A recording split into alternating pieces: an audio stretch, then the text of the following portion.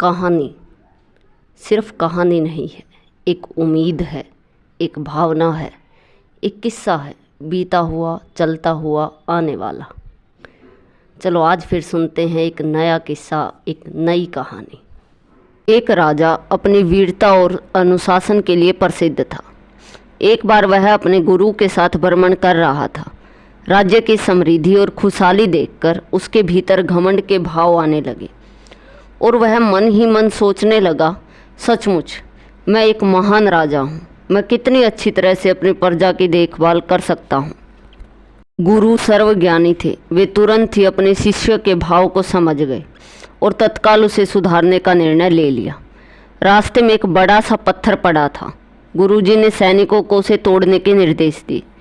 जैसे ही सैनिकों ने पत्थर के 2 टुकड़े किए, एक अविश्वसनीय दृश्य दिखलाई पड़ा। पत्थर के बीचों बीच कुछ पानी जमा था और उसमें एक छोटा सा मेंढक रह रहा था।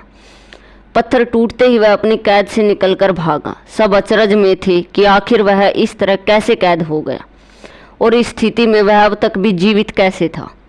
अब गुरुजी राजा की तरफ पलटे और पूछा, अगर आप सोचते हैं कि आप इस राज्य में हर किसी का ध्यान रख रहे हैं, सबको पाल पोस रहे हैं, तो बताइए पत्थरों के बीच फंसे उस मेंढक का ध्यान कौन रख रहा था? बताइए कौन है इस मेंढक का रखवाला?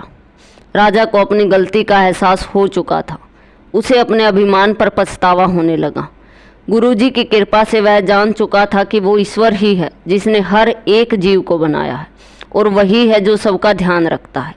दोस्तों, कई बार अच्छा काम करने पर मिलने वाले यश और प्रसिद्धि से लोगों के मन में अहंकार भर जाता है और अंत में यही उनके अपयश और दुर्गति का कारण बनता है। अतः हमें ध्यान रखना चाहिए कि हम चाहे इस जीवन में किसी भी मुकाम पर पहुंच जाए, पर कभी घमंड न करें। सदा अपने अर्थपूर्ण जीवन के लिए उस सर्वशक्तिमान ईश्वर के कृतज्ञ रहें।